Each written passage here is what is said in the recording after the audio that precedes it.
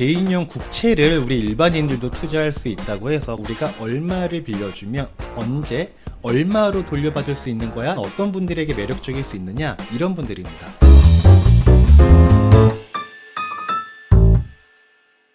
안녕하십니까, 행센 오영일입니다. 반갑습니다. 자, 오늘은 개인용 국채를 우리 일반인들도 투자할 수 있다고 해서 거기에 대한 얘기를 한번 해보도록 하겠습니다. 원래 국채라는 거는 돈이 많은 기관들의 전유물 같은 거였는데 이제 우리 일반인들도 얼마든지 투자할 수가 있고요.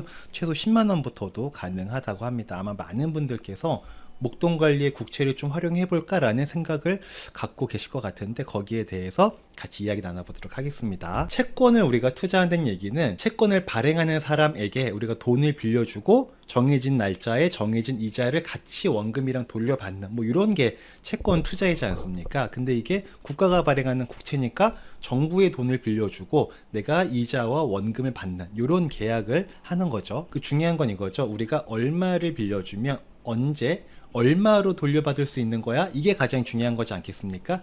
이게 만약에 매력적이면 우리는 정부한테 돈을 빌려줄 것이고 이게 매력적이지 않으면 정부한테 돈을 빌려줄 이유가 없겠죠. 크게 채권이 10년물과 20년물이 있는데 10년물은 만약에 내가 1억을 빌려준다 그러면 10년 후에 세금 제외하고 1억 3,700만 원을 돌려받게 된다고 합니다. 그냥 수익률이 10년 동안 37%가 되는 거죠. 20년짜리는 당연히 오랜 기간 하는 만큼 더 이자가 많이 붙겠죠. 1억 빌려주면 세금을 제외하고 1억 9,100만 원을 돌려받게 된다고 합니다. 자, 여러분 딱 이렇게 봤을 때 어떠세요? 이게 좀 매력이 있나요? 여러분 정부에 돈 빌려줄만 하십니까?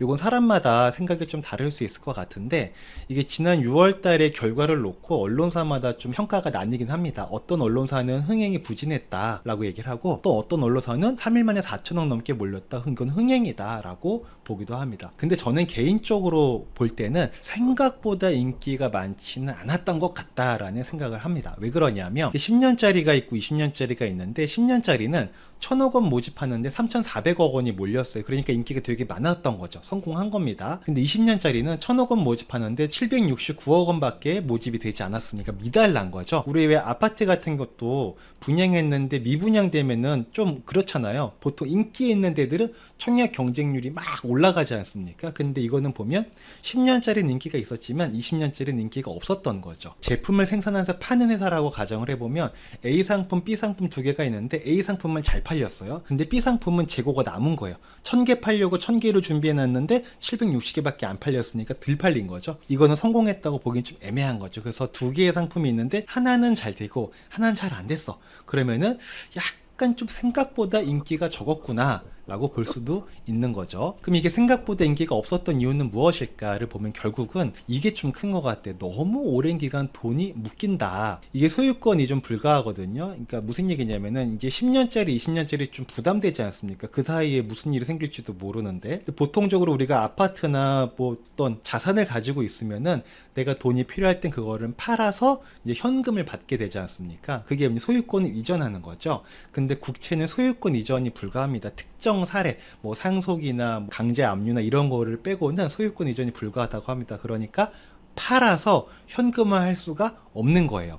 근데 그렇다고 무조건 묶이는 것이냐? 그렇지는 않고 채권을 발행한 정부한테 다시 그냥 되사주세요. 나 당신한테 되팔고 그냥 나 돈 받아갈게요. 이런 환매가 가능하다고 합니다. 그러니까 돈이 완전 묶이는 건 아니고 정부한테 환매를 요구할 수는 있다라는 거죠. 근데 이때 재밌는 게 뭐냐면 보통 우리가 채권을 가지고 있으면 채권도 가격이 변동이 되잖아요. 내가 100만 원 주고 샀는데 팔 때는 보니까 이게 110만 원이야. 그러면 이자는 이자대로 받고 이 자본 이득 또한 우리가 얻을 수 있는 거지 않습니까? 근데 이 정부에게 환매할 때는 내가 돈이 필요해서 100만 원짜리를 판매하려고 할 때 지금 시장에서는 110만 원이지만 정부는 100만 원에 사가겠다는 겁니다. 근데 반대로 이게 시장에서는 지금 100만 원짜리가 90만 원에 거래가 되고 있을 수도 있잖아요. 그래도 정부는 이거를 90만 원이 아닌 100만 원에 사가겠다. 그러니까 원금을 보장을 시켜주겠다라는 겁니다. 이게 좋게 보면 좋게 볼 수 있고 또 안 좋게 보면 안 좋게 볼 수 있는 건데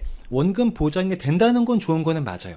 근데 본래 우리가 채권 투자할 때는 보통 어떤 마음이냐면 정해진 이자를 받다가 적당한 시기에 채권 가격이 좀 올랐을 때 요걸 팔고 자본이 또 같이 봐야지, 이런 마음으로 채권 투자를 많이 하게 되거든요. 근데 그런 관점으로 볼 때는 조금 아쉬운 면이 없지 않아 있다라는 게 있고요. 그리고 만약에 우리가 환매를 하게 되면 우리가 가산금리나 복리효과나 분리과세 혜택을 전혀 받을 수가 없게 된다고 합니다. 그리고 환매 선착순이라는 게 있는데, 이건 뭐냐면 정부한테 나 지금 돈 필요하니까 내가 가지고 있는 국채 바로 되사주세요 라고 할 수가 없고요. 정부가 매월 20일 날 아마 환매를 받는 것 같아요. 근데 그때 선착순이라고 합니다. 만약에 환매를 신청한 사람이 10명이 있어요. 근데 정부는 우리는 지금 한 5명 정도만 환매를 받아줄 수 있습니다. 그러면 5명만 환매를 해주고 다음 달로 넘어가게 되는 거죠.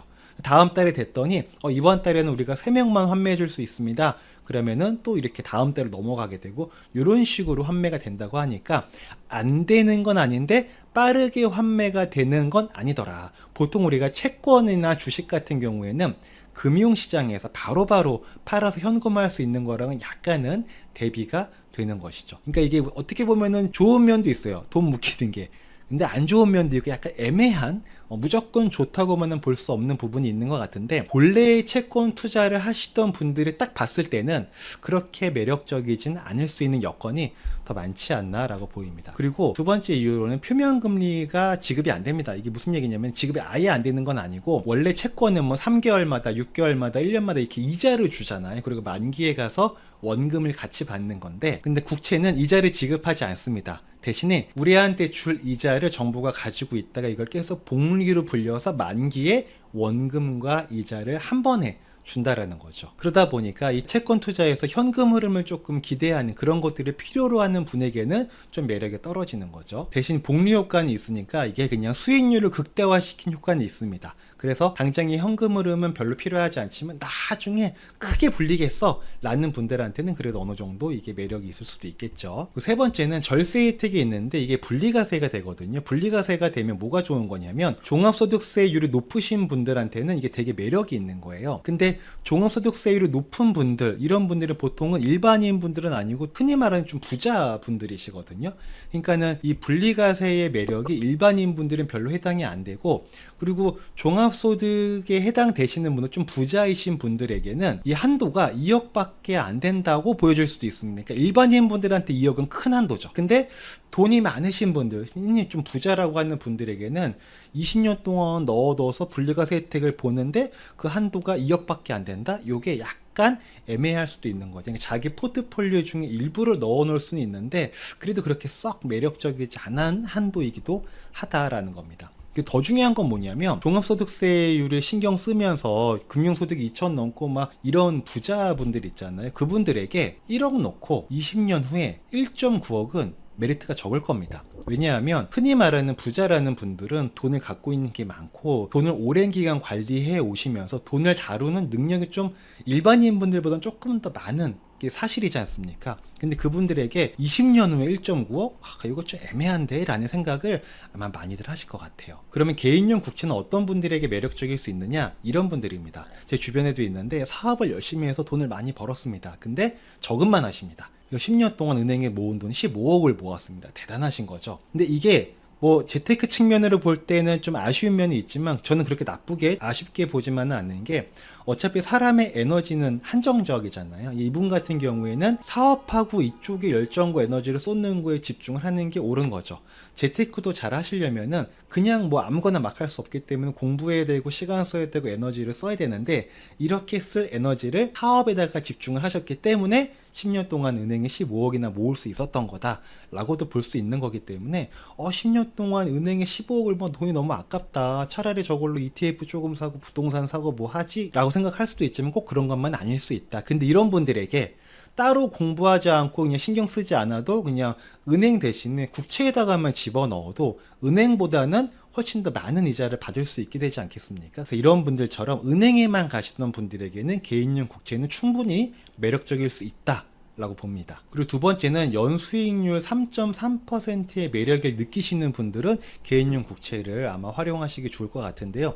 갑자기 연 3.3%가 왜 나온 것이냐, 아까 제가 1억을 20년짜리에 넣고 20년이 지나면 1억 9,100만 원을 받는다고 했지 않습니까? 이게 세후잖아요. 그러면 이게 만기 수익률이 91%인데 이걸 20년으로 계산을 해보면 4.6%인 거예요. 그러면 4.6% 상품에 20년 집어넣으면 91%의 수익이 만들어지는 것이냐? 그건 아니죠. 그냥 이거는 91을 20으로 나눈 숫자에 불과한 겁니다. 그냥 표현한 거고, 실제로는 3.3이거든요. 1억을 3.3% 수익이 나는 걸로 운영을 20년 동안 하게 되면 1억 9,100만 원이 만들어지게 되는 겁니다. 그러니까 3.3% 이상의 수익을 낼 수 있으신 분들은 개인용 국채에 그렇게 매력을 느끼지 못할 확률이 많이 있으신 거고, 3.3%보다 높은 수익을 만드는 게 그렇게 녹록치 않아 라고 생각하시는 분들은 이게 더 매력적일 수 있겠죠. 이렇게 생각해 보시면 돼요. 만약에 어떤 사람이 1억 빌려드릴 테니까 20년 후에 1.9억으로 갚으세요, 빌리실래요? 라고 여러분에게 질문을 합니다. 그럼 여러분은 빌리실래요, 안 빌리실래요? 보통 이렇게 두 부류로 나뉘실 텐데, 어떤 분들은 아니 1억 빌려주고 20년 후에 그걸 1.9억으로 달라고요? 에이 너무하다 라는 분이 있으실 거고요. 또 어떤 분들은